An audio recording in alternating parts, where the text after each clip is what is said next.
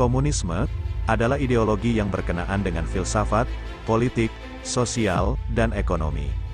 Yang tujuan utamanya, menciptakan masyarakat dengan aturan sosial ekonomi, berdasarkan kepemilikan bersama alat produksi dan tidak adanya kelas sosial, uang, dan negara. Pemahaman dasar ideologi, istilah komunisme sering dicampur adukkan dengan komunis internasional. Komunisme atau Marxisme adalah ideologi dasar yang umumnya digunakan oleh partai komunis di seluruh dunia. Sedangkan komunisme internasional merupakan racikan ideologi ini berasal dari pemikiran Lenin, sehingga dapat pula disebut Marxisme-Leninisme. Dalam komunisme, perubahan sosial harus dimulai dari pengambil alihan alat-alat produksi. Melalui peran partai komunis, logika secara ringkasnya, perubahan sosial dimulai dari buruh atau yang lebih dikenal dengan proletar. Tetapi pengorganisiran buruh hanya dapat berhasil dengan melalui perjuangan partai. Partai membutuhkan peran Politbiro sebagai think tank. Dapat diringkas perubahan sosial hanya bisa berhasil jika dicetuskan oleh Politbiro. Komunisme sebagai anti-kapitalisme, menggunakan sistem partai komunis sebagai alat pengambil alihan kekuasaan, dan sangat menentang kepemilikan akumulasi modal pada individu. Pada prinsipnya semua adalah direpresentirkan sebagai milik rakyat, dan oleh karena itu, seluruh alat-alat produksi harus dikuasai oleh negara, guna kemakmuran rakyat secara merata. Komunisme memperkenalkan penggunaan sistem demokrasi keterwakilan, yang dilakukan oleh elit-elit partai komunis. Oleh karena itu, sangat membatasi langsung demokrasi pada rakyat, yang bukan merupakan anggota partai komunis karenanya dalam paham komunisme tidak dikenal hak perorangan, sebagaimana terdapat pada paham liberalisme.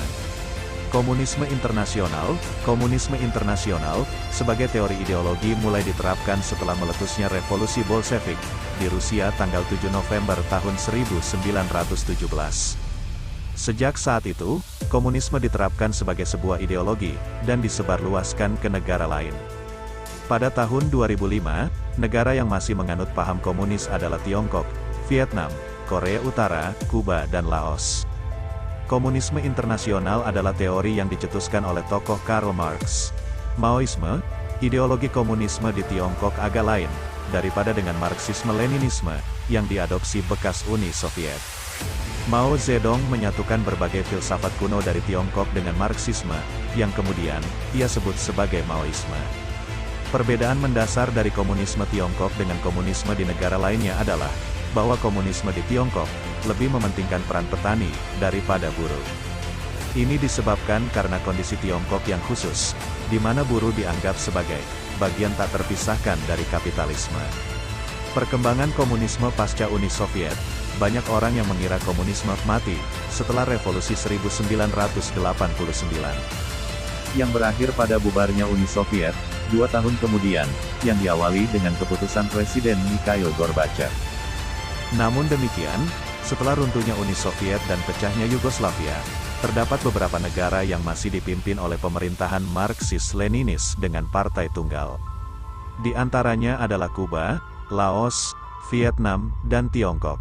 Korea Utara menyebut ideologinya sebagai Juche, yang mereka anggap sebagai perkembangan dari Marxisme-Leninisme. Meskipun demikian, Tiongkok, Laos, Vietnam, dan Kuba telah mengubah sistem ekonominya menjadi lebih terbuka. Di India, komunis memimpin pemerintahan di 3 bagian negara, sementara di Nepal, partai komunis menjadi mayoritas di parlemen. Partai-partai komunis dan Marxis-Leninis lainnya juga mendapat kursi dalam parlemen di berbagai negara, walaupun tidak memimpin pemerintahan, di antaranya Partai Komunis Jepang, Federasi Rusia, Venezuela, dan Israel.